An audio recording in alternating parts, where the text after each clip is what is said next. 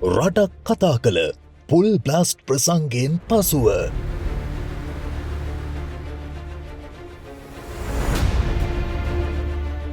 මෙන්න ඩං කොටුවට beat blast යුගේ පෙරලිකාර සංගීත කණ්ඩායම සානිදප ඩං කොටුවට මාර්තු 29 වනදා ඩංකොටුව ජයකොඩි ක්‍රීඩාංගණයේදී ධනපාල උඩවත්ත නිලංග සිල්වා නිලාන් හෙට්ටිආරච්චි ගයාන් පීටර්ස් ජයශ්‍රී අරුණ ලියාන් ශශිකා නර්තනය ස්ටාර් චැලෙන්ජ් කතනය ජනයි ප්‍රියයි ඔබත් එන්න මාර්තු 29 සනීපෙට ඇහෙන සනිදප බලන්න.